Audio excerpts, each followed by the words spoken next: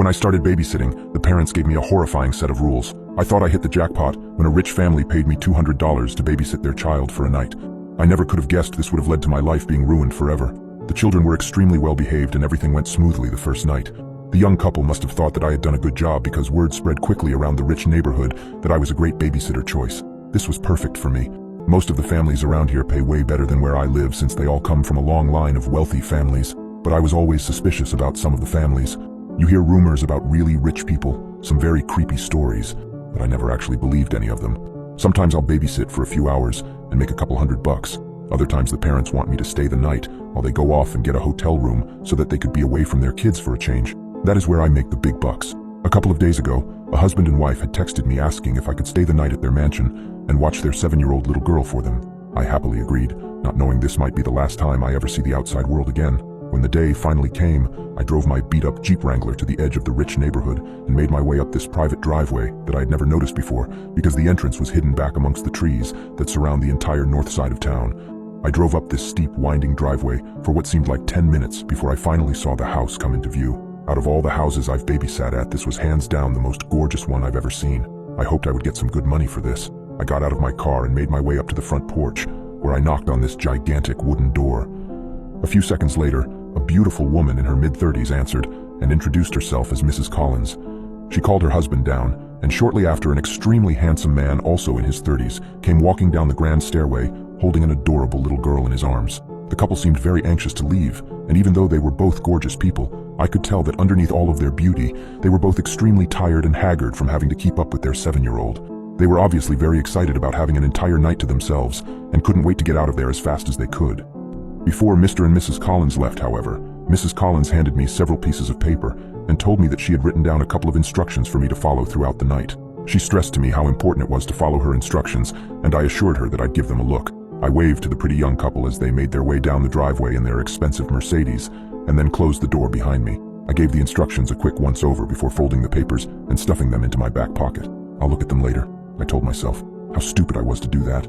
Mr. and Mrs. Collins' daughter Samantha was a very nice young girl who warmed up to me almost immediately, or so I thought. We had spent the next few hours playing games and watching TV. After we finished our 5th episode of Teen Titans Go, I noticed that it was getting late and asked Samantha what her bedtime was. She shrugged, not really giving me an answer, which is when I remembered Mrs. Collins' instructions. I pulled out the folded pieces of paper and scanned through them very quickly when I saw the words, "Samantha needs to be in bed before 8 p.m. I checked the time to find that it was almost 7:45. "Well, it looks like your bedtime is right now," I said, lift Samantha up off the couch so I could get her ready. She brushed her teeth and I tucked her into her California king-sized mattress. I told her goodnight and was leaving her room when she said something that stopped me in my tracks. "Don't forget to lock my door before you leave," she said. I stopped walking and turned back around toward her, confused. "What do you mean, don't forget to lock your door?" I asked. "Why would I need to lock your door? What if you have to go to the bathroom in the middle of the night?" She looked at me innocently and shrugged her shoulders again. "I don't know, but Mommy always locks my door before I go to sleep. She says she does it to protect me and herself. I don't remember what happens after I fall asleep, but Mommy says that I always try to leave my room at night, which is a bad thing." I looked at her dumbfounded. I didn't know what to say. What sort of parents would lock their child in their room at night? "Mommy told me that she would leave instructions for you to follow, and locking my door is one of them," she said. I had forgotten to read the rules. "Oh, okay, Samantha, I'll lock your door." "Good. Good night, sweetheart," I stammered. She gave me a big smile and rolled over in her bed.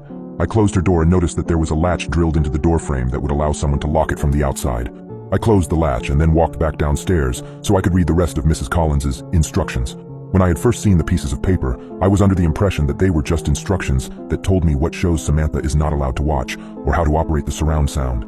After I started reading them, though, I realized that I was wrong. I was completely and utterly wrong. I started reading, "Hello, Annie. I'm so glad that you agreed to stay the night and babysit Samantha for us. She's such an angel, and I'm sure that the both of you will get along very well. I know that our house might seem old and scary, but don't worry because nothing bad will happen to you as long as you follow some simple instructions.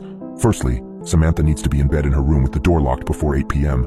Do not open up her bedroom door after 8 p.m. I repeat, do not open Samantha's bedroom door after 8 p.m. She will try to convince you to open the door in many different ways. She will cry, scream, and threaten you until you give in, but do not listen to her. She can't hurt you as long as the door is closed." At this point I was confused. Why would I leave her locked in there if she was screaming and crying to let her out? Something horribly wrong was going on here, but I continued reading. "Between 8:30 and 9:30 p.m., make sure you remain in the living room with the lights turned on. Around this time of night you may hear scratching and growling coming from Samantha's room or from other parts of the house. These noises are nothing to worry about as long as you stay in the living room. Watch some TV to pass the time. We have a lot of movies to choose from. After 9:30, do not venture into any dark areas of the house. I would recommend that you turn on as many lights as you can before 9:30 so that you don't accidentally trap yourself. You might also happen to see a pair of yellow cat eyes looking at you through the darkness ever once in a while. Do not stare at them for more than 30 seconds. These rules were getting more effed up by the second. I started sweating, my body feeling glued to the floor as I read over the strict but extremely terrifying rules that were put in place. Why had I agreed to take this job?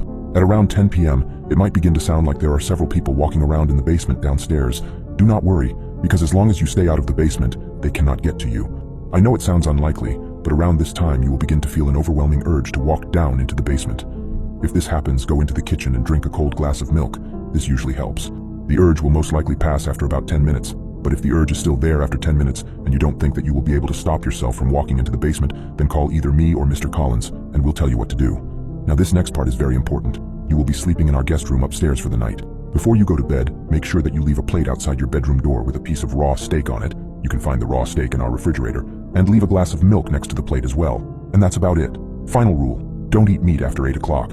They might see it as a threat and will most likely attack you. P.S. Throughout the night you might hear a dog whimpering from somewhere off inside the house. We don't have a dog, so don't go looking for it. I hadn't realized what I had gotten myself into.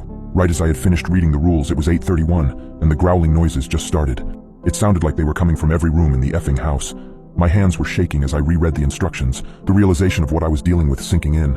I was trapped in a house with something that was far from normal. The growling noises were getting louder and seemed to be coming from every room. I forced myself to calm down, taking deep breaths. I had to follow the rules no matter how bizarre they were. Over the next few hours, things only got stranger and more terrifying. The growling turned into scratching, and sometimes I would hear what sounded like a soft whimpering, like a dog. But I remembered Mrs. Collins's postscript. They didn't have a dog. I stayed in the living room, keeping the lights on as instructed, and waited. The urge to go down to the basement was strong, but I fought against it, going into the kitchen and gulping down glasses of milk. Around 10 p.m., I heard the sounds of footsteps in the basement, but I didn't go down there. I stayed put, watching TV to distract myself from the cacophony. It was during one of these distractions that I noticed a different piece of paper on the coffee table, a sheet that had been tucked away under a magazine. It was a diet plan for Samantha, written in Mrs. Collins's neat handwriting. My heart skipped a beat as I read through it. It was a weekly meal plan, but it wasn't the usual fare you'd feed a 7-year-old. Liver on Monday, kidneys on Wednesday, heart on Friday. It was a diet composed of human organs. My stomach churned as the horrifying truth hit me. Samantha wasn't just some ordinary child. She was something else.